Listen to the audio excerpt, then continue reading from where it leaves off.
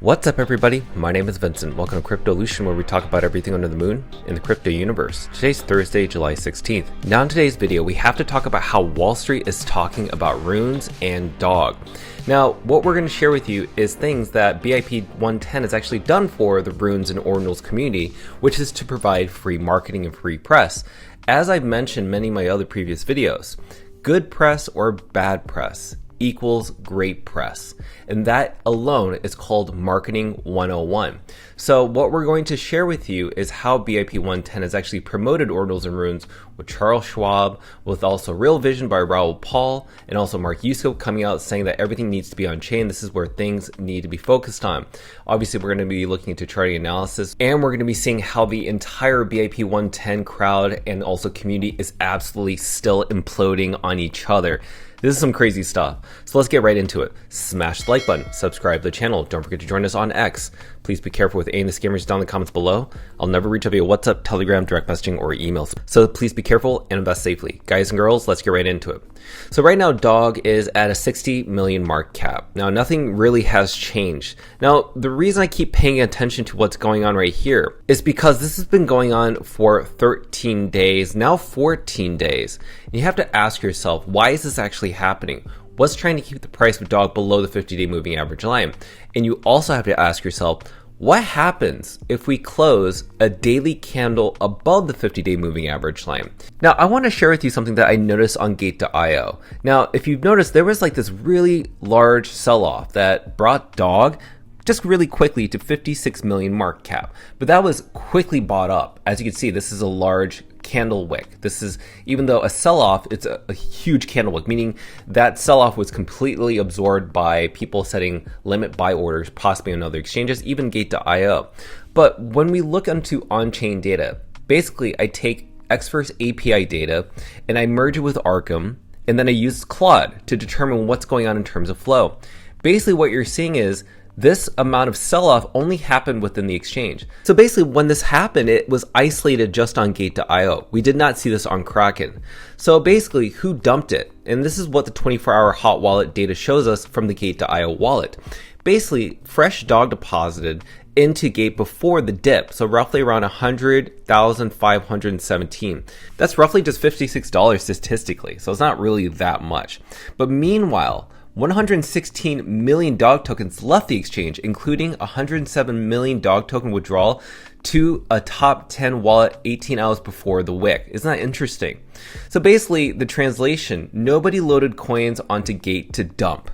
The flush was executed with coins already custodied inside the exchange, slammed into a thin order book. No new supply, coins flowing out, price wicks negative 8.8% anyways.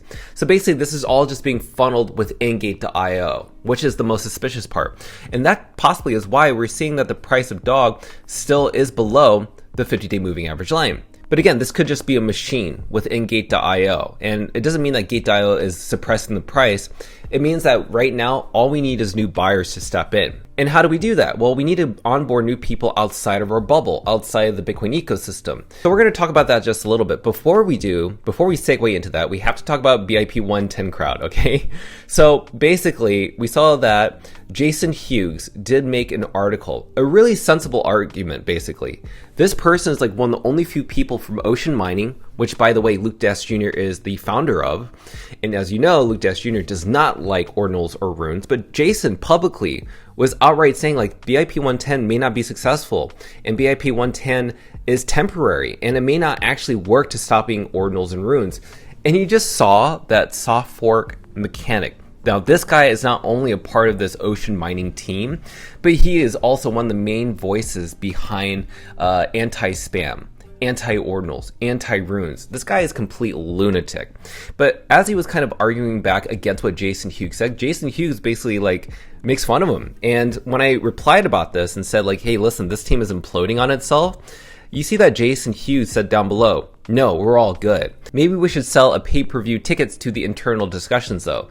So even though he's being a little sarcastic here, just as of this morning, guess what happened? So Jason Hughes was actually removed by Bitcoin Mechanic in a private group because Softfork Mechanic said, sorry, the others in the group requested you not be in there anymore. Isn't this crazy? So Jason Hughes, even though he's being sarcastic, what's happening really is that he's being kicked out of the team, or that he's not being treated as an equal because he has a different opinion from Bitcoin Mechanic, and he also has a different opinion from Luke, even though he's on the team. So the team is fighting within itself, contradicting itself. One person saying, there's not going to be a chain split, and then the other side saying there is going to be a chain split. The other side saying, listen, BIP-110 may not stop spam, and then you have other people on the team saying, no, it will stop spam. So because of this chaos that they're experiencing, because their BIP-110 is completely failing in front of all of our eyes, it's garnering a lot of attention that's benefiting Ordinals and Runes. So this is what I mean by good or bad press equals great press, because no matter what's going on with BIP-110, Charles Schwab just talked about Ordinals and Runes on their specific Schwab Crypto Corner. Now this highlights specifically Ordinals and Runes because BIP-110 is trying to attempt to stop it. But they introduce Ordinals and Runes mentioned in 2024, and this is what happens when you build the marketing to bring awareness outside of the Bitcoin ecosystem. This is literally people in suits. This is the Wall Street people. And when they are informed on a major network like Charles Schwab, they are now curious on what runes are, because the lack of consensus from BIP-110 across the Bitcoin ecosystem. That's huge, and it doesn't just stop there. Also, we see that Real Vision covered the amount of Bitcoin network activity index. So Real Vision was founded by Raoul Pal, and as you know, Raoul Pal is also part of the Wall Street crowd and also part of the crypto crowd, but he originally came from Goldman Sachs. Now, what his team has noticed is that this green line is the network activity, and then this orange, or not really orange, more like a yellow line, that is the Bitcoin price. So basically what they are saying is the amount of activity with Bitcoin right now that they're seeing hasn't happened since December of 2024, which is right over here. Now, what happened in December of 2024? Basically, the Bitcoin price started to go up. That's what they're saying. But this cycle is a bit different because what you're seeing now is that 80% of the transactions are not Bitcoin. It's actually runes and inscriptions, but they mention runes. So the best part about this is that this is the same chart, but different engine. And also, the last cycle that they said, quote unquote, was the one that was the most bullish signal. And this time, it's not just going to be a bullish signal for Bitcoin. It's going to be a bullish signal for Dog and Runes. And when I scroll down below, I said study the #1 Bitcoin runes called Dog. Guess who liked it? It was Real Vision. So now they are aware of Dog and Bitcoin runes. Last but not least, we have Mark Yusko.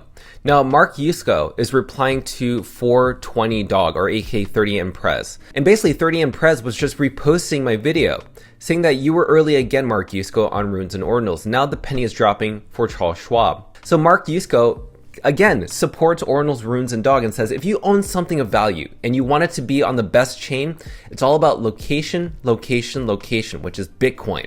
This is big, guys. This is Wall Street paying attention to Runes and Dog. So when I look into charting analysis, the MACD looks like it really, really wants to go into the buyer's market. I don't know. It could be rejected. And as you saw, that large red candle wick, that was complete engine within Gate.io. Do not be fooled. Do not be sold off on that. That is not happening. This is completely something that's engined by Gate.io that could be funneled by Binance, as I've shared in a previous video before. Now, before we end this video, I just want to let everybody know that I'm doing a giveaway for a Runestone Ordinal. Basically, once we get to 20,300 followers or subscribers on YouTube, then I will airdrop one lucky winner, this one Runestone Ordinal. So if you can, make sure to subscribe to my YouTube channel, which you'll find the link in the descriptions here. Post a screenshot in the comments, repost this, and also tag 3 friends, and I'll select a winner shortly after that once we reach that 20,300 subscribers. So to kind of end it off, you see how this price of Dog has been rejected out the 50-day moving average line, but at the end of this video, you just realized that Wall Street is now talking about runes. It's capturing all the attention. And I'm so glad that this good press, bad press equals great press has been playing out exactly as we predicted. That is just marketing. This is what happens with celebrities. This is what happens with movies. This is what happens with technology. Whenever something is disruptive, and it garners a lot of attention and mindshare, it's great press for that product. It's free marketing. And that's what BIP-110 is actually doing for runes and ordinals, which we already had talked about. And it's actually playing out as we speak. So I want to just go ahead and conclude by thanking all of our donors for supporting this channel. For the next 2 years, I want to thank you all. So please, if you have time, please smash up that like button, subscribe to the channel. Don't forget to join us on X to receive all of our alpha calls and updates. We're going dog on the moon. Till then, see you guys girls next time.